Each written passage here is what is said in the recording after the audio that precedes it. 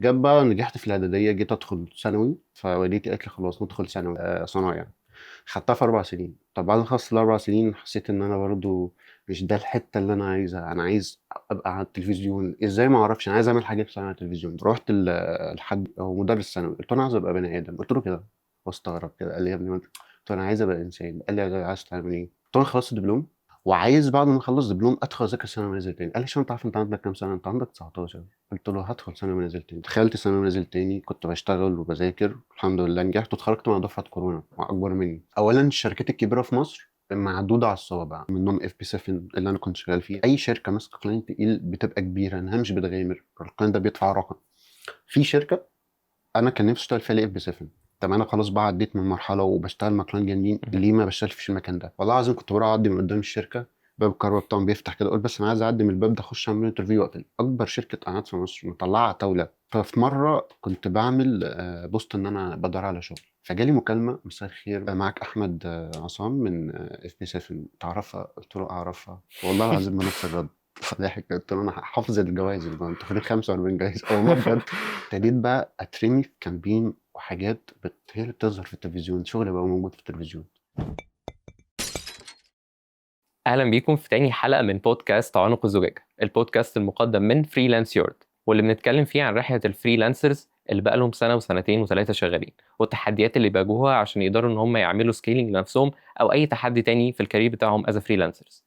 النهارده ضيف حلقتنا هو شخص مميز جدا ومؤثر في السوشيال ميديا، هو ار دايركتور معروف جدا. معانا ومشرفنا ومنورنا النهارده الار دايركتور استاذ هشام النجار. اهلا اهلا بحضرتك. بحضرتك، اهلا بيك والله، اهلا بكل الناس اللي موجوده. احنا مبسوطين جدا ان حضرتك ده معانا انا في اللي مبسوط البودكاست والله. والله. والله انا اللي مبسوط. طيب في البداية حابين إن إحنا نتعرف حضرتك مين هو أستاذ هشام النجار. من غير استاذ بس عادي. ماشي، مين هو هشام النجار؟ تمام. بالطريقة اللي يحب الجمهور يعرفك بيها. طيب انا دي اول مره اقولها، يعني الناس ممكن تكون شايفه السوشيال ميديا ان هو ابتديت من الاخر. دايما الناس بتبص لك من مهم. الاخر. احنا كنا هنتكلم عن عنق الزجاجه، انا هجيب لك من تحت شويه بقى. هو انا عامه اسمي هشام نجار، ارت دايركتور وفاوندر كيف بدأت بريف اكاديمي، وده هنجي لها يعني الريفلكشن اللي حصل اللي انا عملته في حياتي، ليه عملت المكان ده. انا عامه من محافظه الشرقيه، من بلد ريفيه بسيطه جدا. كنت شغال من وانا صغير، كنت بحب فيجوال الحاجه في دماغي، بس كنتش عارف ان ده اسمه ديزاين. مهم. ليه؟ كان زمان بيجي اعلان كده لطارق نور، وش مظلم وكلمه طارق نور بتطلع كده. فانا عايز اعرف هو عمل الوش المظلم ده ازاي؟ ازاي اعلان كوفرتينا بيتحرك؟ عارف انت الحاجات دي. فسالت خالي، قال لي دي حاجه اسمها جرافيكس، وسابني ومشي. فزمان ما كانش في يوتيوب، مهم. فكان السيرش كله بيبقى على المنتديات، فكنت اكتب جرافيك كذا، ما كانش بيطلع، فكان بيطلع بقى واحد هندي، فاهم انت بقى تجتهد عبال ما توصل يعني. وابتديت اروح للاستوديوهات التصوير، هي دي بدايه الجرافيك بقى، اللي هو الصنايعيه بقى، ان انا عايز اتعلم جرافيك. فطبعا كنت عامل عادي بيكونس وبيمسح، وكنت عايز اروح بس اقعد على الكمبيوتر، فكنت بقى اقعد جنب الديزاينر يعلمني ازاي اقص الصوره، اعمل كده. فضلت من 2000 مثلا 2007 لحد 2009. جاب بقى نجحت في الاعداديه، جيت ادخل ثانوي، ما عرفتش لظروف اسريه معينه، فوالدتي قالت لي خلاص ندخل ثانوي صنايع. خدتها في 4 سنين. طب بعد ما خلصت ال4 سنين حسيت ان انا برضو مش ده الحته اللي انا عايزها. انا عايز ابقى على التلفزيون. ازاي؟ ما اعرفش. انا عايز اعمل حاجات بس على التلفزيون دي. رحت كده كنت شغال في استوديو برضو، كانت يوميتي ساعتها 10 جنيه تقريبا، ده بجد والله مش بهزر، مش بقول الكلام بقى بودكاست أيوه. والكلام ده. رحت لحد كان فاتح محل جنب الشركه، اسف، المحل اللي انا كنت شغال فيه، هو مدرس ثانوي. قلت له انا عايز ابقى بني ادم. قلت له كده واستغرب كده، قال لي يا ابني قلت له انا عايز ابقى انسان. قال لي عايز تعمل ايه؟ قلت له انا خلصت دبلوم وعايز بعد ما اخلص دبلوم ادخل اذاكر ثانوي ونازل تاني. قال لي شو انت عارف انت عندك كام سنه؟ انت عندك 19. قلت له هدخل ثانوي ونازل تاني. قال لي هتتخرج عندك 20 22. قلت له هدخل ثانوي ونازل تاني. دخلت ثانوي ونازل تاني، كنت بشتغل وبذاكر الحمد لله نجحت واتخرجت مع دفعه كورونا مع اكبر مني. مهم. في فتره بقى الجامعه دي انا كان كل همي ان انا ازاي اصلا وانا ما عنديش جهاز اتعلم يوتيوب. ازاي اتعلم يوتيوب؟ ما انا ما عنديش يعني الفلكسبيليتي ان انا يبقى معايا فلوس بقى واخد كورسات. ما كانش في كورسز برضه في مصر كده، فكان الحوار كله بيحصل ان انا بستنى ناس من صحابي يرجعوا في السكن، اخد منهم اللاب ساعتين، افتح يوتيوب اتعلم مهم. برامجهم كلها على ادوبي فوتوشوب. اجباري اصحابي بقى وكده. اروح اي سايبر انزل فوتوشوب واقول للراجل ما تشيلوش انا بذاكر عليه. ده كل فتره الجامعه وقبل فتره الجامعه، اللي هو بحضر نفس الحاجه انا مش عارف اعملها ازاي. وابتديت بقى ان انا احاول اسيرش ازاي هشتغل. ما كنتش فاهم اصلا ازاي ادور على شغل، كنتش فاهم حاجه اسمها CV.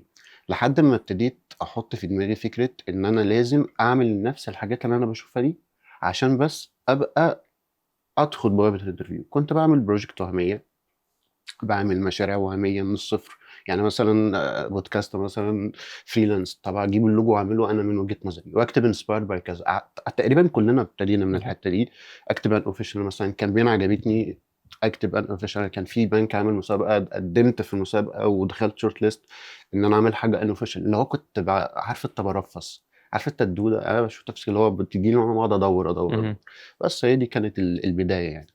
طيب، ومن البداية دي بدأنا يعني شغفك بالجرافيك ديزاين من ساعة الإعلانات أو بتاعة طارق نور وكل الكلام ده لغاية دلوقتي. لو أنا بالنسبة لي مثلا هركز في حتة، إمتى حضرتك حسيت اللي هو خلاص ده الكارير اللي أنا عايز أخده، ده الكارير اللي أنا عايز أركز فيه، ده الكارير اللي أنا عايز أشتغل فيه؟ اللحظة دي حتى يعني خاصة إن إحنا مثلا في فترة ما بعد الإعدادية، في فترة الثانوي أو حتى في فترة الجامعة وكل الكلام ده، يبقى حاسين اللي هو انا لسه بجرب لسه بحاول. خاصه ان الفريلانسرز ممكن يبقوا شغالين اصلا شغلانه وبيشتغلوا از فريلانسرز حاجه تانية خالص بعيد عن فول تايم الشغلانه. بالظبط. بالظبط. فامتى قررت ان حضرتك هو ده الجرافيك ديزاين انا هكمل فيه؟ طيب خلينا بس ارجع لنقطه كويسه. هو اولا مفيش حد ما كانش مشتت بقى، عارف كلمه شغف مهم. والكلام ده. انا كنت في دماغي 100 حاجه، اللي هو عايز العب بوكس وعايز مش عايز العب كوره فاكتشفت اصلا الحاجه الوحيده اللي انا تعبت واتبهدلت عشانها وضحيت من سنين عمري ودخلت سنه ونازل، ما هي دي، طب ما اعملها. مهم. فابتديت اروح ان انا اضحي شويه. ودي نصيحه كده مبدئيه، كنت دايما بقول في الفيديوهات عندي او دايما بقولها: انت عادي تضحي بمليون حاجه عشان تاخد حاجه واحده. فحد يقول لي ايه يا المليون حاجه تضحي بحاجه واحده؟ نجاحك في الاخر. بص، انت ممكن تدخل اي لو انت موهوب ممكن تدخل اي مجال. ممكن تدخل اي مجال في الدنيا، لو صوتك حلو ممكن تغني، بس هل هتستمر؟ مهم. ساعات هتبقى كويس. بالظبط. صح. الاستمرارية يعني دايما. مايك تايسون كان بيقول لك: انا اكتر حاجة فرقت في كاريري زمان ان انا كنت مع حد علمني الاستمرارية. اكتر حاجة بوظت كاريري لما الشخص اللي كان بيعلمني الاستمرارية مات وانا ما فهمتش ان هو كان بيعلمني الاستمرارية. انا كنت مفكر ان هو بيعلمني العب. مهم. انا بقى لما ابتديت في المجال ده كنت مفكر ان انا لازم ابقى شاطر في الفوتوشوب، شاطر في الستريت وشاطر في الكلام ده، بس ما كنتش عارف ازاي اتعلم العب. فرحت خدتها دراسة بقى. ولما خدتها دراسة اتصدمت بالواقع، هجيلك فيه بعد كده بقى إن أصلا اللي أنا درسته ما بيطبقش دلوقتي، مهم. بقت حاجات أحدث مهم. ومتطورة أكتر. فبعد من تاني بقى سنة في الجامعة ابتديت أيقن هو ده اللي أنا عايزه لسببين. أول حاجة لما ابتديت بس الناس تعرف إن أنا ديزاينر، ابتدى يجيلي فرنسات من الطلبة اوكي. فاعمل لي المشروع ده. فابتديت معروف بقى، فاهم انت الموضوع ده. مهم. فابتديت اعمل اسايمنت بسيطه، مشروع التخرج كلها شيلها لوحدي. ابتديت ان انا عايز ادور على فريلانس. وحاجه كده برضو عشان نتفق عليها: انت عارف انت بتحب كاريرك امتى بجد؟ مع اول مرتب. بالظبط. بجد انا اول ايوه. مره خدت فريلانس كده، وكانت هنا برضو في مدينه نصر بعد عشان لها قصه هنا في مدينه نصر. اول فريلانس كانت ب 500 جنيه، كنت طاير بيها فرحان بيها. مهم. وقعدت كده بتاع اسبوعين مش عايز اصرف الفلوس. وبجد لسه القميص القميص والبنطلون اللي انا جبته من الفلوس دي لسه لحد دلوقتي عندي. لان انا في فتره في حياتي قبل ما ادخل في حوار الجرافيك ده ما كانش في مصدر دخل. مهم. كنت بعمل ايه؟ بنزل الشرقيه الم شغل استديوهات قبل الاي اي بقى والصور والفوتوشوب والكلام ده. اظبط ريتاتش. كنت شغال ريتاتشر اصلا. كنت بلون وبريتاتش زمان. لو انتوا فاكرين كنا بنتصور على فيلم. مهم. طب الفيلم ده هنعمله ريتاتش ازاي؟ حتى على سكانر ونجيب قلم رصاص ده بيبقى مانوال فعلا. مانوال. مهم. فلما التطور دخل في حاجه اسمها كانت اكشن وريتاتش في الفوتوشوب، ما كانش في بقى التطور الموجود دلوقتي. كنت شغال فوتوشوب 7 كان رخم قوي، ما كانش بيتحرك يمين ولا شمال. ايوه. كان كراك طبعا ما حدش ايوه. بيشتري. فكنت بنزل الم الشغل الشرقيه، كانت يوميتي في اسبوع 200 جنيه وانا طالب في جامعه. مهم. ف فاللي هو بقى دي بقى اللي من تحت عشان اوصل لكله لعمق زي اللي هنروح له بعد كده. فهي دي بقى من تانية جامعه لحد ما وصلت ان انا بجيب فلوس فريلانسات. ابتديت بقى اخد فلوس يعني. بس طيب، ولو احنا هنتكلم فعلا عن اول كلاينت، يعني حضرتك فاكر اول كلاينت جالك؟ ده كان كارثه. طيب اول كلاينت ده اولا هو اصلا انا ما كنتش عارف ازاي ادور على شغل. كان في جروب زمان ما اعرفش موجود دلوقتي اسمه مصممين على الناصيه، كان في كوكب الارض كله الديزاينر ولا مش ديزاينر. مم. كان في، بص عارف انت، حد يقول لي فريلانسيه كان بيحصل كده هجوم، يعني كأن محمد صلاح بيرمي التيشيرت بتاعه للناس في الشارع، مم. الناس هتقطع بعض تيشيرت صلاح. فانا كنت بعمل ايه بقى؟ كنت بشتغل بذكاء شويه، الاقي حد حاطط السي في وبيهانس واخش اشوف هو مرتبه ازاي. ما انا ما عنديش، ما مم. احنا عارف انت يا ابراهيم فايق، ما احنا ما ايوه. عندناش، انا ما كنت ما عندناش بجد. فابتدي اشوف الراجل ده هو منسق شغل ازاي، عامل شغل ازاي، مرتبه واحد اتنين تلاته. فلحد ما رحت عملت كده والله العظيم، خدت البورتفوليو بتاعه ما قلتوش طبعا، وابتديت اعمل مربعات كده فاضيه. مم. قلت انا ما عنديش ديزاينر، هعمل ايه؟ والله العظيم دخلت على عيادات اسنان، ودخلت على كامبين مشهوره، خدت الحاجات دي وعملتها انا ريديزاين مم. ورحت بعتها. فيشاء القدير ان في شركه، انا اقول لك قصتي مع الشركه دي عشان دي حاجه للفريلانس، وسبحان الله دي يمكن جايه النهارده الحلقه اقولها، يعني فرقت معايا حتى ماديا. مم. اول كلاينت هنا كلاينت كبير قوي، هو جنبكم حرفيا، كلاينت كبير قوي بيشتغل في الريبورت وبيشتغل في الاي اي من زمان. مم. قال لي عايزين نشتغل مع بعض في ايفنت. قلت له يا نهار اسود، انا اصلا ما اعرفش كلمه ايفنت دي هتنكتب ازاي بالظبط أيوة. بجد. فقلت له بص، كانت هي بنت اسمها نورهان، هي ماركت مانجر دلوقتي. قلت لها بصي انا لسه جونيور بس انا عايز فرصه. فهي سكتت كده، حاسس طب. انت قلب الام. قالت لي طيب فرصه ازاي؟ مش فاهم. قالت لي قلت لها انا عارف اعمل اي ديزاين وهاجي باللابتوب. ما كانش عندي لابتوب، ده انا جاي لك. وهعمل ديزاينات عندك وانا ساكن في اكتوبر. مم. رحت لواحد صاحبي اسمه محمد طارق، قلت له انا عايز لابتوب. قال لي قلت له انا عايز اللابتوب بتاعك وقول لمامتك خلاص. نسيته في اكتوبر، أنا بالظبط. ماليش دعوه. خدته وجيت هنا في مدينه نصر، كنت بشتغل جنبها. الحمد لله دي هي بقى ال 500 جنيه، ده اول فريلانس خدت 500 جنيه. هي دي كان انا عرفت ان اتضحك عليا، بس عايز اقول لك ده اول حاجه في السي في. جالي بعدها 100 حاجه، ولحد دلوقتي انا بنشتغل. مم. هقول لك وصلنا لفين بعد كده. فهي دي بقى ان انا كنت بقعد اعافر، كنت بطلب في ناس من الديزاينر، ودي نصيحه، بيتكسفوا ان انا لسه بتعلم. مم. في شركه اسمها، مش هقول اسمها، الشركه دي في المعادي. وانا بعمل انترفيو، هو سالني قال لي انت بتعرف تشتغل بريمير؟ قلت له لا، بس انا عايز اتعلم. انا ناخدك عشان الكلمه اللي انت لسه قايلها دي، مم. عشان اتعلم. انا ما عنديش مشكله حد يكون شاطر بس هو عايز يتعلم، اقدر اعلمه. عندي مشكله مع حد ان هو داخل فاهم ان هو شاطر وبيكذب في الانترفيو. ما انت بتعرفه، ايوه صح. صح؟ مع الخبره بتعرف بتتفهم. وبتعرف اللي هو عايز يتعلم ولا لا، اللي هو بيجي منه. عارف انت المدرب يقول لك الواد ده هيجي منه، بالظبط. هو هيجي منه مش ان هو شاطر، هو هيجي منه عشان هو عنده حاجه لسه ما اكتشفهاش في نفسه. الراجل ده اكتشف في حاجات كتير. كان بيديني ساعتين في اليوم ان انا افتح يوتيوب واتعلم. مم. في شركات تقول لك نت الشركه. مم. فهي دي الفكره، ان انا أبقى عايز اتعلم. بالظبط. وبعد ما اخلص شغلي بروح بيتي، اكل واشرب، ما عنديش حاجه بقى فاهم، اذاكر بس. ممكن فعلا المذاكره للفريلانسرز او اي حد في اي مجال بشكل عام، هي من بدايه الكارير لغايه النهايه مفيش اي توقف خالص من فكره التعلم وفكره انك تعرف كل جديد، وخاصه في مجال الديزايننج كمان. ويمكن ما حضرتك انا هقول لك بقى تاكد لي على من حاجه الموضوع ده، بالظبط. خصوصا دخول الاي اي وكل الكلام هقول ده لك بقى، انت يعني. عارف بقى عنق الزجاجه اللي انت سالتني عنه وصلت له امتى؟ مم. انا اكتشفت ان كل الفتره اللي انا ماشيه في فرنسا دي غلط. ازاي بقى؟ اولا عنق الزجاجه اللي اتحشرت فيه بجد وما عارف، كنتش عارف اطلع. انا خلاص طلعت من القاعه بقى عندي كام كام حاجه كلاينت، كام بعرف بروجكت، كام كده. اقدم بيهم على شغل، مم. اعرف اقدم. يعني اسمي انت يا ابني ديزاينر ينفع تخش ليها صفه. مم. ما هو البورتفوليو صفه، بالظبط. مالكش بورتفوليو مالكش صفه. مم. انت بقى دخلت في عنق الزجاجه لما جالي كلاينت فاهم. طب يعني ايه الكلام ده؟ 90% من الجرافيك ديزاينر بيهتموا بشكل الديزاين، هو مفكر ان هو بيبيع ديزاين شكله حلو. مم. انا مثلا مهتم احسن الكومبوزيشن بتاعي، مهتم احسن اللايتنج بتاعتي، الشادو بتاعي، التايبوجراف بتاعي. حبيبي ده لازم، انت فنان، ما فيش فنان ما بعرفش يمسك ريشه. مم. بس انت هتعرف تبيع اللوحه دي؟ هتعرف تبيع المشكله؟ مم. طيب نيجي بقى للحته الكلاينت اللي قلت لك هنجيله في حته عنق الزجاجه ده. الكلاينت ده انا فضلت شغال معاه لحد ما الماركت مانجر دي اللي هي البنت دي راحت شركه شغاله مع مايكروسوفت. جميل. تمام. فهم كانوا شغالين على كلاينت في 5 دول في الوطن العربي. البروجكت ده الناس عارفاه وموجود عندي على بيهانس. فقالت لي هشام احنا قدمنا البروجكت ده ل5 فريلانس، منهم كريتيف دايركتور في الهند، وكل الحاجات ريجكتد. احنا مش فاهمين ليه ريجكتد. فقلت لها ممكن تبعيني ديزاين؟ قالت لي انا عايزك از كونسلتنت، لو انت ما عندكش وقت نشتغل كونسلت، يعني كونسلت على مم. الموضوع. فشفت البتاع، هو الديزاينات حلوه بس مش فاهم اللي عايزينه ده. هي مش بتتكلم عن اللي هم عايزينه. قلت لها طب ما تيجي نتكلم بشكل عملي اكتر. خدت منها البريف، لان انا ابتديت بقى عشان اطلع من نقطه الزجاجه انا هجيب لك حاجه قصادها عملت ايه. عشان اطلع جزء فهمت يعني ايه ماركتنج.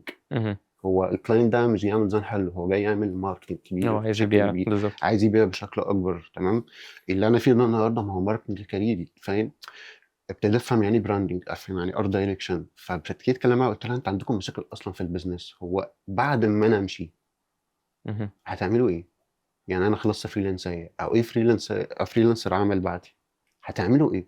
مم. قالت لها هنجي لك. ما قلت لها دي كارثه، ما هو انا افرض مش فاضي. هنا بقى دي نصيحه برضه فريلانس، علم ان انت علم الكلاينت ان هو يعرف يستغنى عنك، هيجي لك تاني والله. هو جات لي تاني، ايوه. هيجي لك تاني.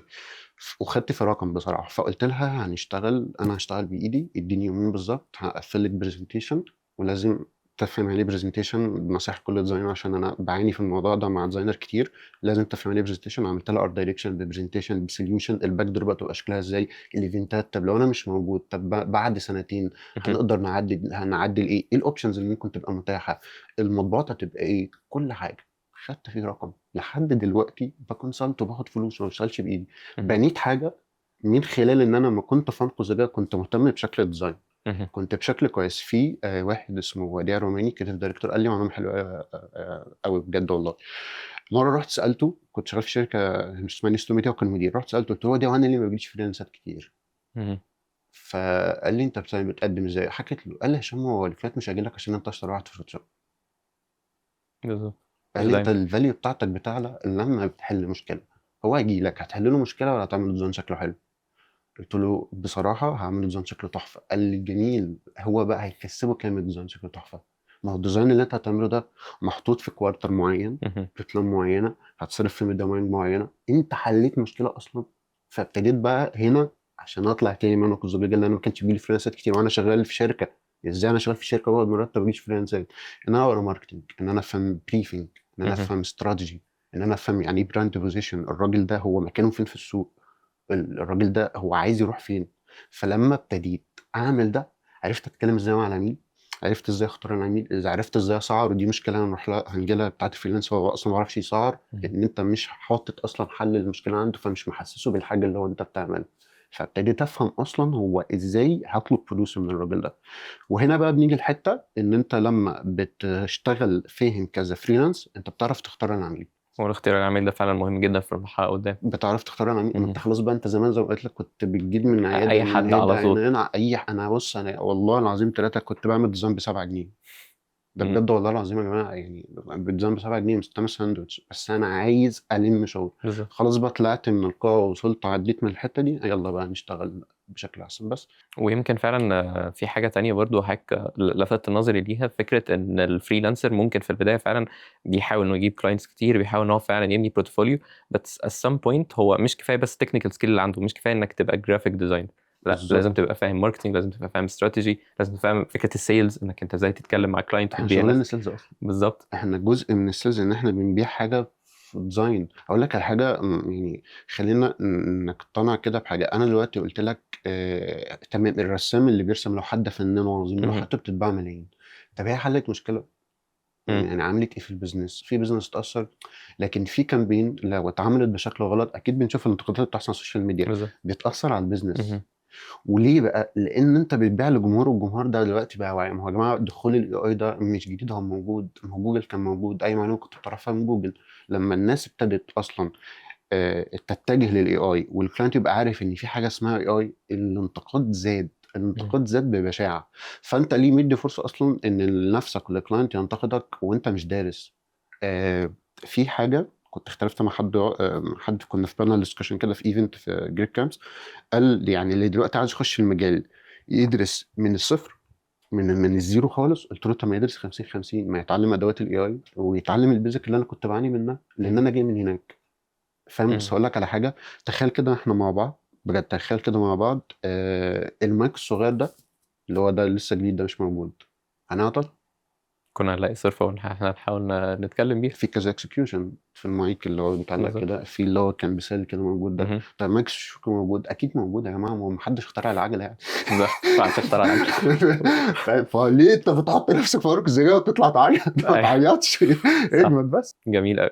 طيب يمكن بعد ما حضرتك بقى اتعليت حته العنق الزجاجه وفعلا بقيت كونسلتنت وكل الكلام ده، وفهمك للاستراتيجي، فهمك للبراندنج بتاعتك، فهمك للماركتنج، كل الكلام ده، ازاي بقى فرق في كاريرك ما بعد كده؟ طيب اولا الشركات الكبيره في مصر معدوده على الصوابع، منهم لسوستر انور، منهم اف بي 7 اللي انا كنت شغال فيها، منهم سكاي مثلا برودكشن ماسك كلاينت. اي شركه ماسكه كلاينت تقيل بتبقى كبيره، انها مش بتغامر، الكلاينت ده بيدفع رقم.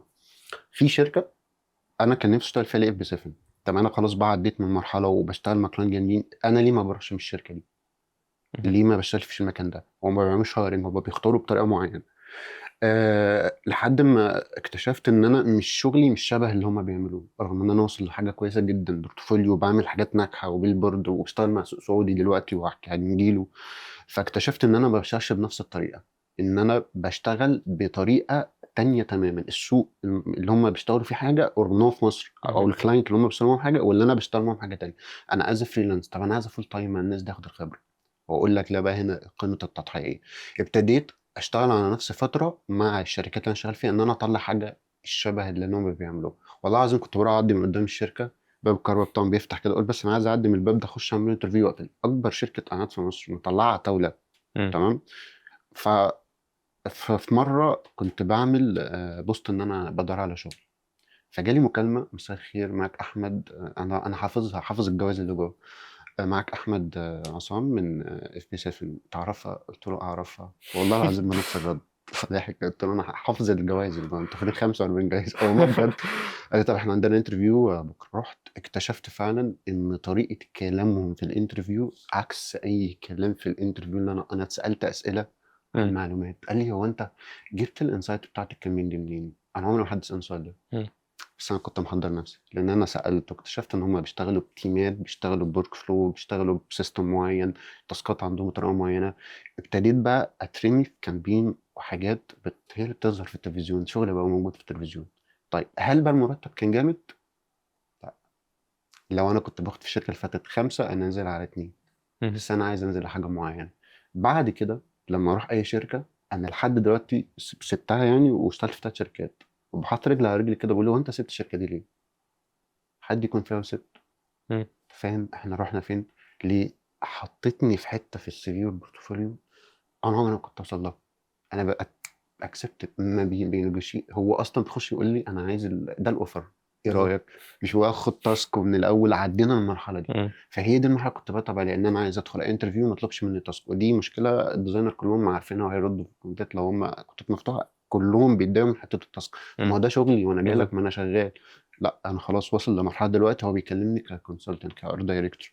اول تاسك اشتغلته في الشركه اللي انا فيها بعد شركتين مثلا اللي هي اللي في السعوديه دي، كان فكره اعلان.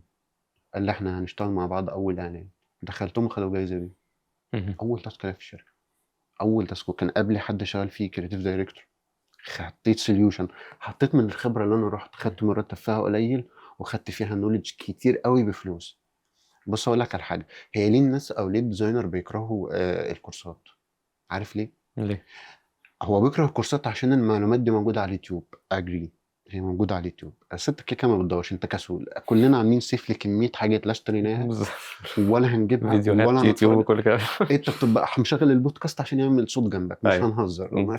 نادر قوي لما تلاقي نفسك حاجه كده شدتك، فاهم، تخش. لكن انت بتعمل سيف لحاجات كتير. ليه بقى الناس بتقرا كورسات؟ وده السبب الحقيقي. لان انت لو رحت اي شركه هتلاقي الكلام اللي بيتقال في الكورسات ده هم اللي بيشتغلوا بيه. مم. هو جايب لك الاكسبيرينس بتاعته، هو مش جايب لك اصلا ازاي تتعلم فوتوشوب، ازاي تتعلم ستريتور. هو انا الوحيد اللي في مصر اللي بقدم كونتنت عن ديزاين كتير، بس انا مثلا في فيديوهاتي لو بجد لو قعدت تركز فيها هتلاقي المعلومه هي في فيديو في فرق اسبوع مم. بقعد اراجع دي معلومه انا خدتها في شغلي. اتفضل. هو ده الفرق. الاكسبيرينس هي دي الاكسبيرينس. بالظبط. فدايما اشتغل مع الاكسبيرينس، دايما اشتغل في شركه تديك اكسبيرينس. ولو هتاخد مرتب قليل في اول فريلانسريه او اول كلاينت، اعمل كده. ليه بقول لك خدت 7 جنيه. بالظبط. مفيش قال له كده. مش، لا مفيش ارخص من كده. قول حاجه. بجد خدت 7 جنيه. كنت باخد 7 جنيه في الديزاين، والله بعمل 10 ديزاين ب7 جنيه، بس مم. انا عايز كنت بعملهم حلو الاكسبيرينس قوي. هي دي الفكره. مش عشانه هو، مم. عشان انا. بالظبط. بس ده النقطه يعني. طيب في حاجة حضرتك اتكلمت فيها فعلا ما بعد بقى، يعني حضرتك وصلت للماركت بتاع الخليج او بدأت تتعامل مع ناس في الماركت الخليجي او كل الكلام ده. يمكن فريلانسرز كتير في مصر هو فعلا شغلهم متوقف على اوكي كلاينتس في مصر وكل الكلام ده، خليج، كله خليج. بس هم في عنق برضه نفس عنق الزجاجة ده، فكرة انه انا مش عارف اطلع للماركت الخليجي، مش عارف اطلع اصلا الماركت بره مصر. فحضرتك كان من خلال الاكسبيرينس بتاعت حضرتك ازاي قدرت انك تخترق عنق الزجاجة ده بالنسبة للفريلانسرز دي؟ طيب هو في حاجتين بصراحة ده حابب أقولهم للديزاينر لو أنت عايز تشتغل في أي سوق مش في الخليجي بس، خصوصا برضه في السوق الخليجي. في حاجتين يعني أنا بسميهم من الكوارث إن الديزاينر بيهمل حاجتين: بيهمل الكونكشنز، وهنوضح يعني الكونكشنز، وبيهمل لينكد إن. مهم. طيب خلينا نروح للكونكشنز. هو يعني إيه كونكشن أصلا في أي مجال في أي بزنس؟ كونكشن هنا يا جماعة مش إن أنا عندي فولورز وان انا عندي ناس بتتابعني، مهم. وان انا اعرف ناس صحاب وخلاص. كونكشنز ان انا اعرف ناس از بوزيشن في شركات كبيره الكوميونيكيشن معاهم كويسه. وعشان كده بقول لاي ديزاينر لو سمحت وانت ماشي من اي شركه السيفي انطباع كويس. بالظبط. هو مش مكمل في الشركه، هو هيروح في شركه تانية فممكن يجيبك. مهم. تمام. فلو سمحت سيب انطباع كويس. لو رفع عليك سماعه التليفون الراجل ده بيحبك لان انت كويس. فالكونكشنز بتاعتك ايه اصلا؟ لان خلينا نتفق وعشان نبقى فير قوي يعني 60 مش هقول 60، مش عايز اكبر نسبه قوي، بس هو بصراحه 60% من الشغل بيجي عن طريق الكوميونيكيشن، مهم. عن طريق السمعه الطيبه وعن طريق شغلك كويس طبعا، احنا اكيد طبعا. اتفقنا ده. طيب لينكد ان. لينكد ان بقى الديزاينر بيعمل مصيبه، هو بينزل الشغل يكتب بس ورك ويجري. لينكد ان مش كده، هو بيعمل عملة فيسبوك. في فرق في البلاتفورم، ودي اتعلمتها متاخر. كنت برضو بستغرب ليه ما بجيش فريلانسات وليه ما بقدم على شغل، لحد ما واحد ابن حلال قال لي: يا شام انت بتعمل كارثه، انت بتعامل لينكد ان كانه بوست سوشيال ميديا، انت مم. بتكتب عربي وبتنزل بتحط الناس بتضحك اللي هو الايموجي اللي بيضحك. ايوه. لينكد ان مش كده، مفيش ريكروتر في الدنيا هيبص لك كده. مهم. قال لي نزل حاجه. الاستاذ فاروق القاضي طبعا لكل التحيه، يا ريت تجيبوه، الراجل ده علامه يعني في المجال، اشهر حد في المجال. قال لي عشان ننزل حاجه اسمها كيس ستادي. قال لي معنا، قال لي دلوقتي هدي لك مثال. احنا دلوقتي قاعدين في البودكاست، في اضاءه، في كاميرا، في المخرج اللي قاعد، في حضرتها، في حضرتك. انت دلوقتي لو رحت على لينكد ان بجد والله العظيم وصورت المكان ده وكتبت كلام كده كبير وحطيته في بي دي اف، وتحت كل سلايد بي دي اف دي كيس ستادي، مهم. الريكروتر عايزك. لكن لو انت نزلت كتبت ديزاين لاست ورك ومشيت، هو مش هيخش يدور على البيانس ويديك لايك. هو بالظبط. عايز يعرف انت عملت ده ازاي، لان مش الريكروتر بس اللي بيدور، لان الار دايركتور اللي بيدور. فقال لي جرب تنزل حاجه من الكامبين اللي انت عملتها از كيس ستادي. كنت انا بقى عامل اللي هي بتاعت المايكروسوفت دي، وكانت كيس ستادي تحفه، نزلتها. والله العظيم ثلاثه كان ريكروتر كلمني عايزين نشتغل معاك، بس انا نزلتها في صيغه كيس ستادي. مهم. انا عملت ازاي، فكرت في ده ازاي، حطيتها في فايل بشكل شيك، حطيت البروجكت بشكل كويس، حطيت رقمي بشكل شيك جدا. حتى طريقه ردي، لو الشخص بيكلمني عربي اضطر ارد على انجليزي، اضطر اتعامل معاه بشكل بروفيشنال، مفيش هزار، انا بتكلم بروفيشنال، صورتي شكلها حلو. لينكد ان هو اللغة. وكمان حاول على قد ما تقدر وانت على لينكد ان تدور على الكوميونتي اللي موجوده في لينكد ان. بيبقى في كوميونتي، في ناس بتبقى عامله كوميونتي بتحط لينك على الواتساب. مهم. جالي شغل من ده كتير، في كوميونتي كتير جدا. لازم انت اللي تروح للريكروتر، هو مش هيجي لك، هو كل يوم بيفلتر كم سيفات. اختار الريكروتر اللي له علاقه بمجالك. معلش بس ما تروحش للريكروتر اللي بيتكلم عن البرمجه وانت ديزاينر. بالظبط. فاهم؟ انا مم. بشوف ديزاينر اد يا حبيبي، هو ده بيقضوا على اي هو حد ده طب وطب. عامة يعني، بالظبط. هو ده شغال في مجال الميديكال. انت مش عارف تشتغل بقى اصلا ممرض ولا ايه؟ انت علاقة، انت عايز تشافي كده يعني ما تروح لحد له علاقة. فهي دي الفكرة.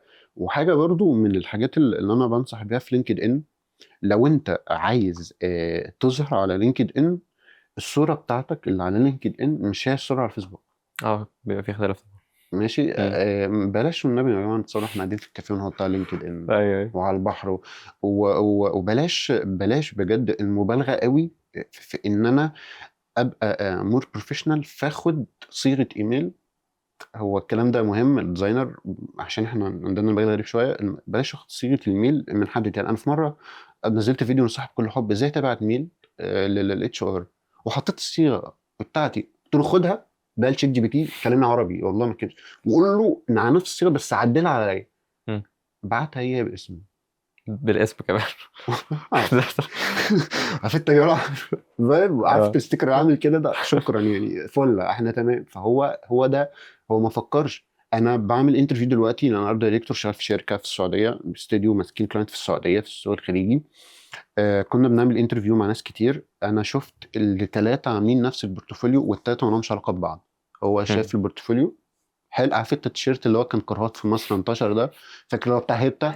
مصر كلها لبسته. هو جاب الدايركشنز، وجاب كل حاجه بنفس الترتيب. فل. طب انا اكلم مين فيكم؟ هو انتم مكررين ولا انتوا نفس العيله؟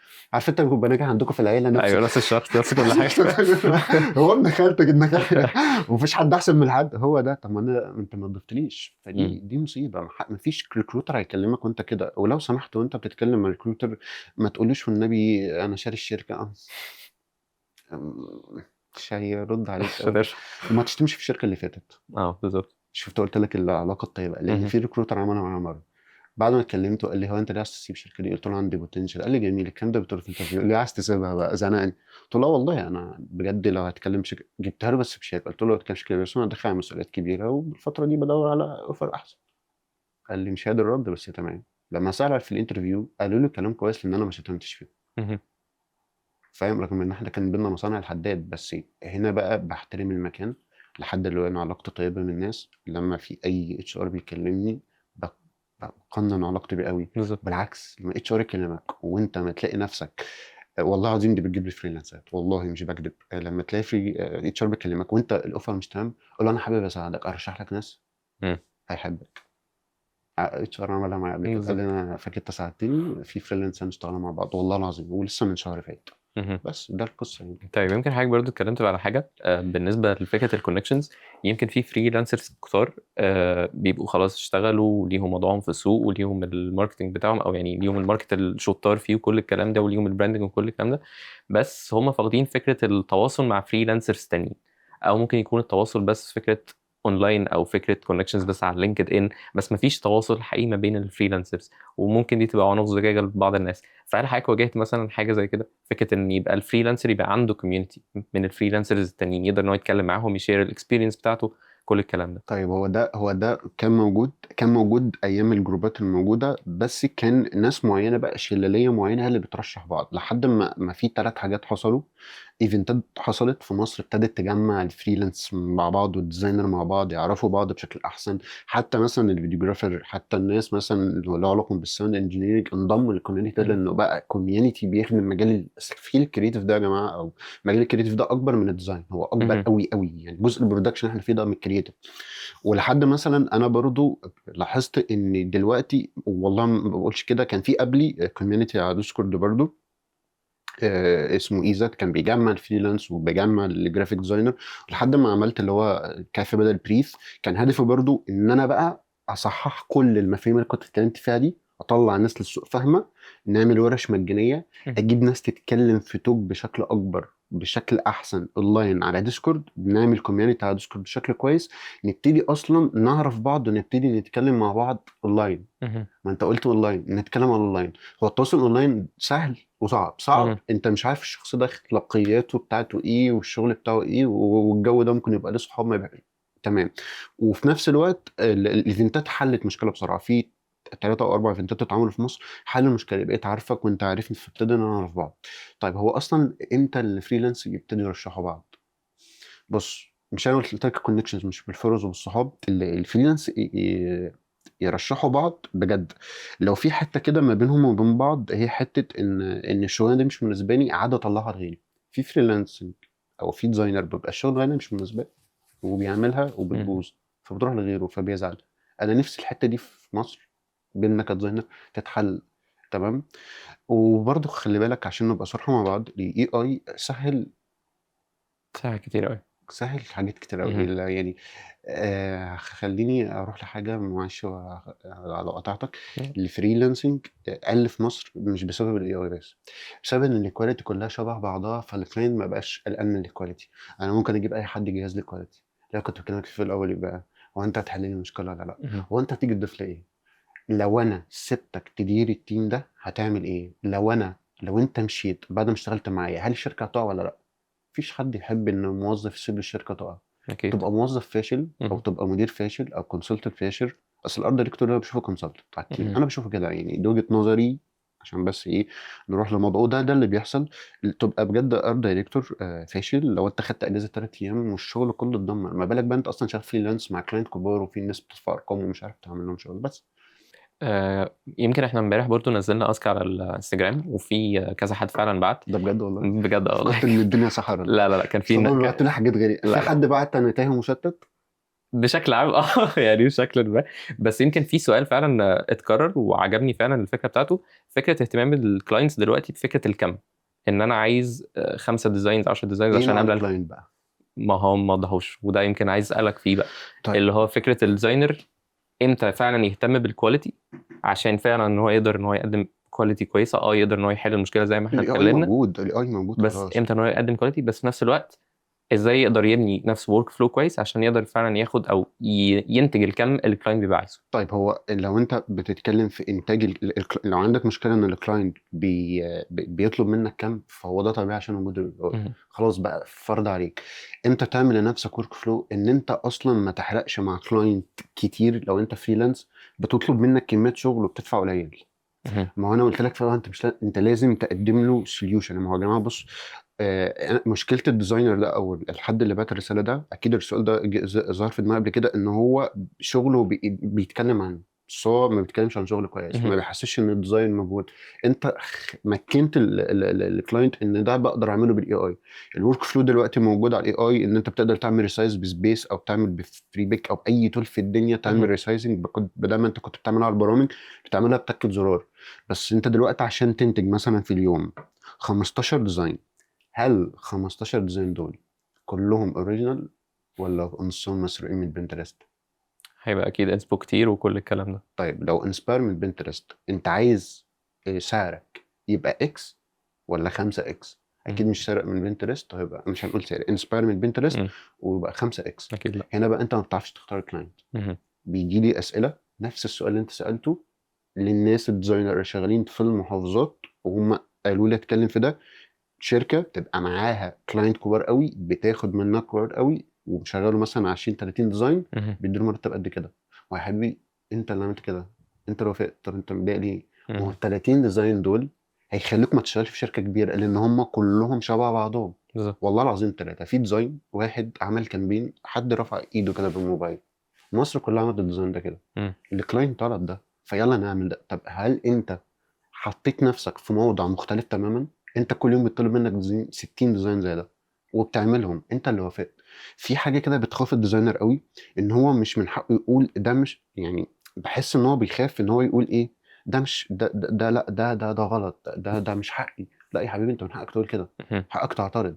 ما هو انا عشان اقول لك على ورك فلو، بس الموضوع ده شائك، عشان اقول لك على ورك فلو قوي جدا ان انت تطلع كم من الشغل ده، اي اي موجود، شات جي بي تي دلوقتي موجود، مهم. هيقدر يسيستم لك على اي تول اي اي تطلع كم شغل رهيب.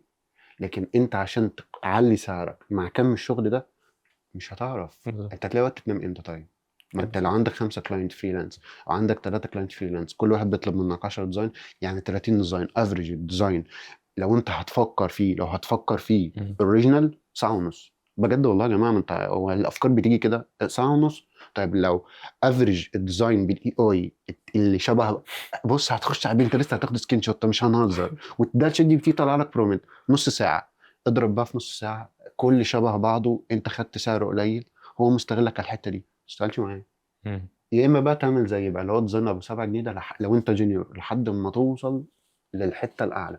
وصدقني لو عايز تبقى مميز، اعمل حاجه اللي الكلاينت ما كانش متوقعها منك، اشتغل مع كلاينت اكبر. هروح له ازاي؟ شرحت لك في لينكد انه بنعمل ايه، وبعمل حاجات بروفيشنال، ببيتش على نفسي في حاجه اسمها بيتش، ان انا بقى مش شارك تانك بيبيتش بالظبط. بنعمل بيتش مهم. صح كده. اعمل بيتش، ما عندهاش مشكله، اعمل بيتش لنفسك، اتعلم ده. البيرسونال براندنج بشكل عام ده. البيرسونال براندنج كنت لسه هجيلك في الحته دي، مهم. البيرسونال براندنج بشكل عام يعني هو ايه اللي يخليني دلوقتي اعرف ان في محل بيبيع ملابس مش بيعمل افتتاح مهم. وبيعمل دي جي، واجيب اللي هو البتاع اللي بيجري ورانا ده وبيقعد الغوريلا. يخوفنا ده. صح بجد والله، هو ده بيرسونال براندنج اصلا، ده صح. بجد ده من البيرسونا. أيوة. تمام بجد، هو ده بيرسونال. انت ما بتقولش ان انا بشتغل ده. و... والديزاينر يا جماعه بيخافوا بجد يطلبوا سعرهم.